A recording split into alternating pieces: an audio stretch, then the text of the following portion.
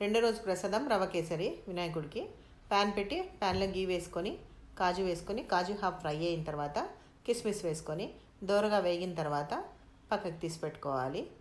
ఇప్పుడు ఒక చిన్న కటోరా అంతా కప్ అంతా రవ వేసుకొని అది మంచిగా దోరగా బ్రౌన్ కలర్ లైట్ బ్రౌన్ వచ్చేంత వరకు వెయిట్ చేసుకొని ఒక్క కప్పు తీసుకున్నాను కాబట్టి దానికి 1:3 మిల్క్ తీసుకున్నాను.